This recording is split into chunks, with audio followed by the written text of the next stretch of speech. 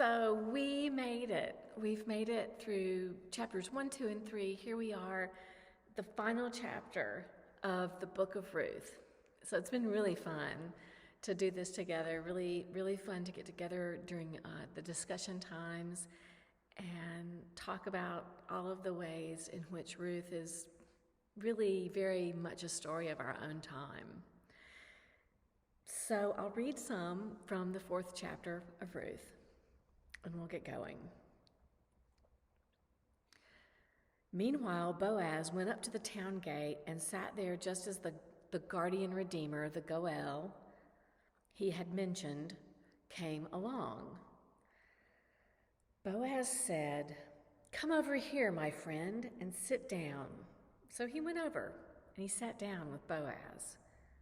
Boaz then took 10 of the elders of the town and said, "Sit here." And they did so. And then I'll paraphrase a bit.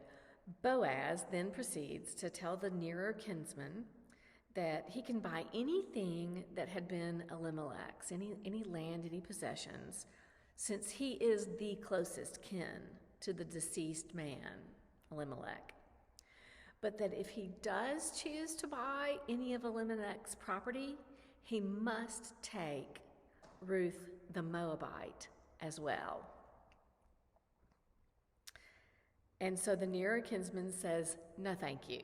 He does not want to do that. And Boaz says, "Very well, I do." Then Boaz announced to the elders and all the kinsmen, "Today you are witnesses that I have bought from Naomi all the property of Elimelech, Chilion, and Mahlon. And also in this I have acquired Ruth, the Moabite, Mahlon's widow, as my wife, in order to maintain the name of the dead with his property. So this name will not disappear from among his family or from his hometown. Today you are my witness." Then the elders and all the people of the gate said, "We are witnesses. May the Lord make the woman who is coming into your home like Rachel, like Leah, who together built up the family of Israel. Through the offspring of the Lord gives you by this young woman, may your family be like that of Perez, whom Tamar bore to Judah." So Boaz took Ruth, and she became his wife. The Lord enabled Ruth to conceive, and she gave birth to a son. Then the women said to Naomi, "Praise be to the Lord, who this day has not left you without a guardian redeemer. May he become famous throughout Israel. He will renew your life and sustain you in your old age. For your daughter-in-law, who loves you and who is better to you than 7 sons, has given birth to this baby." Then Naomi took the child in her arms and cared for him. The woman living there said, "Naomi has a son," and they named him Obed. Obed was the father of Jesse, and Jesse was the father of David. This is the word of the Lord. Thanks be to God. Paul writes, "God chose the foolish things of the world to shame the wise. God chose the weak things of the world to shame the strong. He chose the lowly things of this world. He chose the despised things, the things that are not, in order to nullify the things that are, so that no one may boast before him." That's from 1 Corinthians chapter 1. The foolish, the weak, the lowly, these things make God's redemption, God's love, visible. So there's that theme, and we've talked about it a lot even in the first 3 chapters, that theme of humility. Maybe humility came easy to Ruth because of the social situation that she found herself in. She's in a mixed marriage in her own homeland to an Israelite. Then she found herself a widow with a mother-in-law that was losing her mind, and then followed that widow to a foreign land where she was considered enemy. And even then, facing poverty. Humility. Humility in going with Naomi, in working on behalf of Naomi, in following Naomi's plans, which were interesting and effective, we might add. Watching as Naomi's hopes came to fruition through herself. Ruth was humble. Ruth allowed herself to be an agent, a vehicle. It's not unlike Mary. I know that's a different story, but there is that theme of Mary's humility, Mary's willingness to be an agent. Did you notice at the end of the story, in fact, I know you did because some of you in our discussions have already mentioned it, that the women came to celebrate the baby that was born to Ruth, and they call that baby Naomi's baby. Naomi has a baby. It's Ruth who had the baby, of course. Ruth whose actions restored them.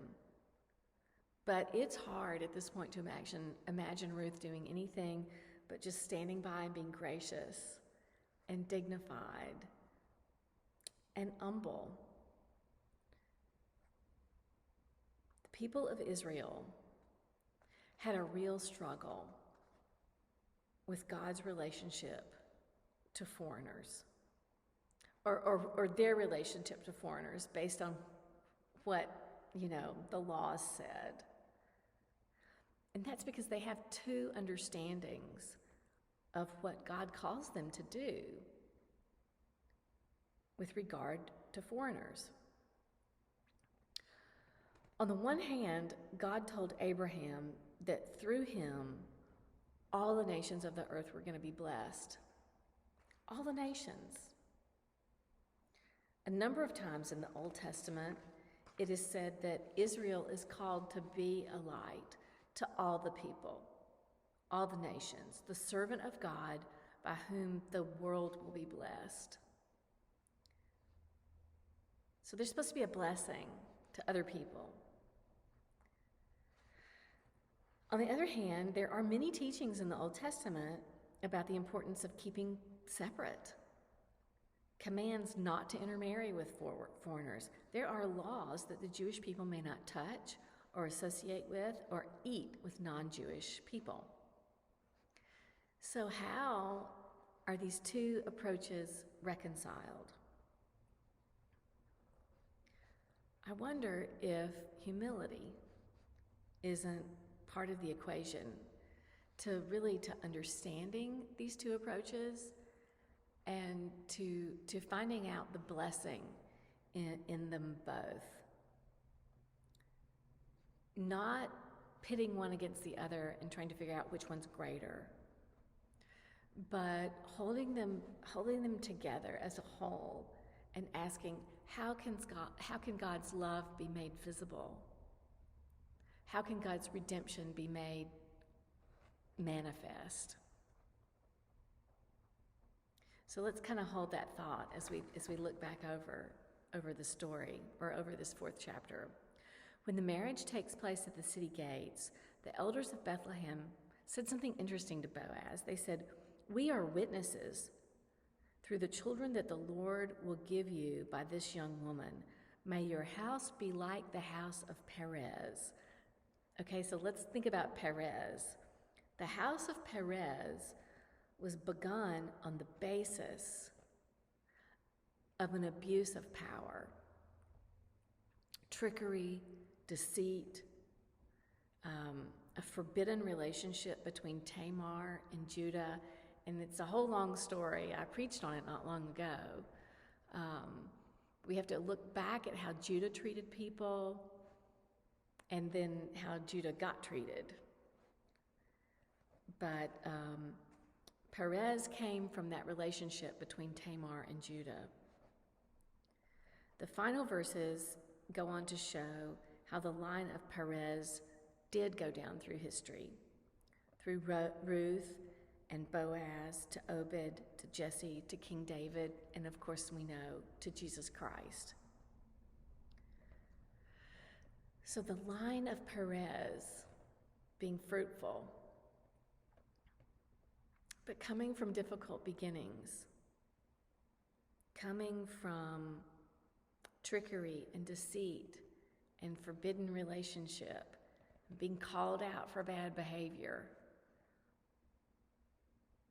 As Christians, we read the genealogy of Jesus from King David down through a lot of other dubious people and relationships, foreign women, strange women, Rahab the prostitute and foreigner, Bathsheba, also a foreigner, whose relationship to King David began as an adulterous affair and ended with murder. These are the people of the line of Perez. These are the ancestors of Jesus Christ, including Ruth, of course. They are all people who struggled with who they were and where they were in their relationship to the in group, the Jewish people, and the out group, any foreigners.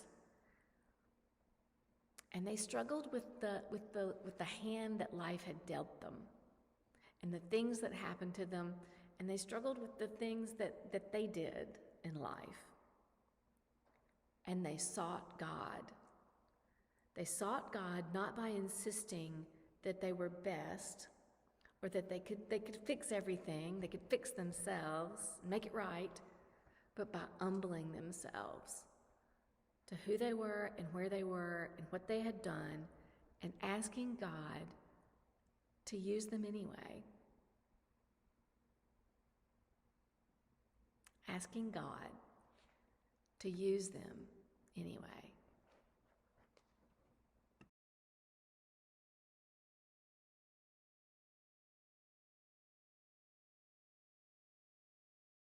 So we're thinking about this theme of humility. We find it, of course, all throughout the New Testament. We read that piece from Paul's writings about all things lowly, how God's love, God's redemption is made visible through that which is lowly. And we opened up that piece about Perez. That's just that little blip, the line of Perez that the people say there at the city gates when Boaz claims Ruth. So I want to just put a pin in that and then look at another story. It's a story from the book of Judges, so we can assume that it's happening in this same time frame, this same chaotic world situation that the story of Ruth is happening in. And just open it up a little bit. And this is a story, again, from the book of Judges. It's about a man named Jephthah, or Jephthah. I'm going to call him Jephthah. Jephthah was also a man of dubious lineage. So like Ruth, like Rahab, like Absalom, who was came out of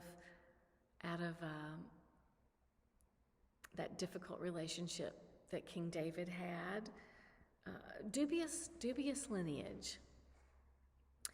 And he was thrown out of his family for it. But he went on to perfect himself. He went on to become an extremely skilled warrior, strong and skilled in battle. And he became so known for his skills and his perfected abilities that the people of Gilead asked him to lead an army against their enemies. It's a tremendous honor. And he saw this as an opportunity. an opportunity to rise in power. And so he not only said he would accept their offer, but he counter-offered and said he'll do it. He'll do it, but that if he is able to defeat the Ammonites for them, that they would make him their permanent chieftain. So they agreed, and he agreed to go into battle. And on his way into battle, he made an oath to God. He swore that if he's triumphant, he swore, whatever comes out of that door, God, if you make me victorious, whatever comes out of the door when I come back home to my house, what I first see upon returning from triumph over the Ammonites, that I will sacrifice as a burnt offering. And he did defeat the Ammonites. And the first thing he saw upon his return was his daughter bounding out the door, greeting her father as he came home. And he offered her up as a burnt offering.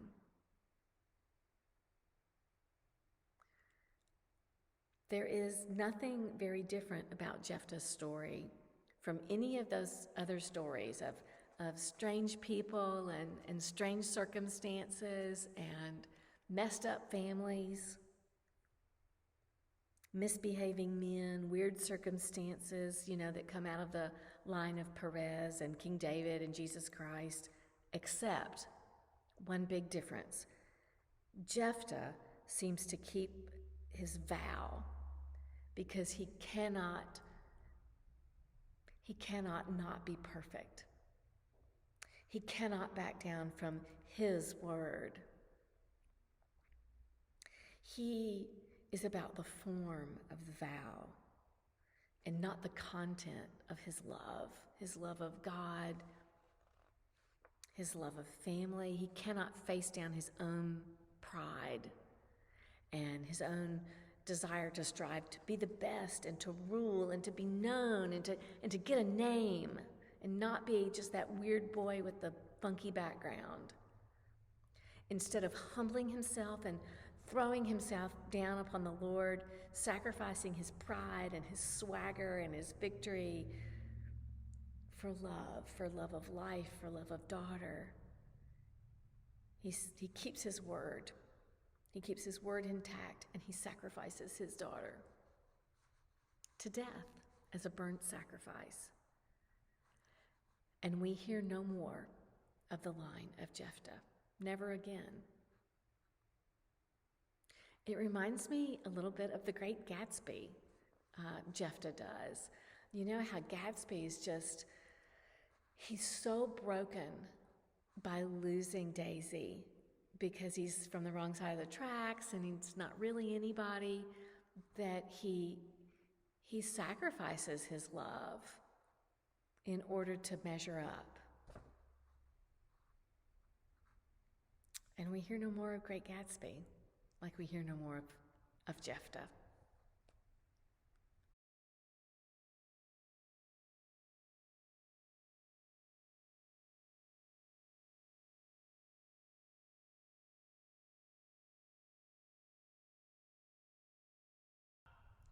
So this final chapter of Ruth really brings home the point that our lives, our family trees, can be full of conflict, dark, difficult, sorrowful history. But if we offer that up to God, offer it up humbly to God, it's the best we have. It's all we have. It's all we have to offer God. And in fact, it really is the Lord's desire. Not for us to go out and perfect ourselves and make ourselves presentable enough, but to be real about who we are and what we've been through and what our families are, and to be willing to be loved anyway. to be willing to be used by God for something good anyway, and to believe that can happen. We might not be able to do anything with our human brokenness or our family brokenness, but God can. And in fact, when we try to make something of our brokenness, we often end up in a situation like Jephthah or like the Great Gatsby. Our pride, our pride becomes so strong that it can't be galled. It can't stand it. God does not ask us for perfection. He asks for the willingness to see our imperfections and then for us to offer them up, to be made good by God, to be used, offered up by an humble and willing heart, and to learn to love and be loved. God's redemption is not made visible on a background of humans achieving so-called perfection. Jephthah tried to do that and cover up for his flawed beginnings and early rejection. God's redemption is made visible on a canvas, not on a canvas of judgmentalism or legalism, jotting every I, crossing every T. It's not made visible against the backdrop of a prideful vow that cannot be backed down from. God's redemption, God's love, is made visible against a background of human fallibility and fragility. God's redemption, God's love glows luminously against a backdrop of just a human, being a human, asking for help, asking to be in relationship to God and be made better and find a way through. Humility. Our very lives and us asking to be humbly brought back to God, for God to bring us to life and show us how to love.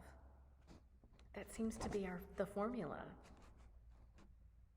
for holding those two perspectives together about foreigners, for holding all the polarities of our life together. And our life is full of polarities. We're supposed to love others, we're supposed to love ourselves. Life is full of extremes, but when we go to one extreme or the other, we can really make a mess.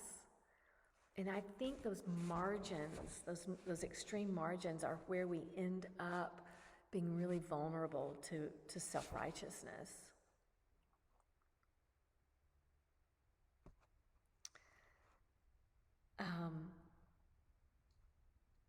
Messy lives that don't measure up, that don't measure up to the law, and that are filled with pain and mistakes. These are the settings in which God's redemption and love are made visible. So, as the story comes to a close, Naomi is contentedly sitting with a grandson on her lap, and the women of the town come to share her joy and bring her congratulations. And then they remind their friend Naomi. They remind their friend Naomi that she once called herself Mara, that she once called herself bitter and broken. And they say, hasn't God been good to you? Hasn't God blessed you? They say, blessed be the Lord who has not left you this day, Naomi, without a next of kin. And may his name be renowned in Israel. He shall be to you a restorer of life and a nourisher of your old age, for your daughter-in-law who loves you, who is more to you than 7 sons would be, has borne him. The story of Ruth ends, and we are left as Israel was, to mull over the implications of all that love in action, of all that faith and all that humility for the living of our own lives and the holding together of our own extremes, our own hope to be people in whom God's redemption, God's love is made visible. Faith, hope, and love abide. But the greatest of these is love. God's love made visible. Amen.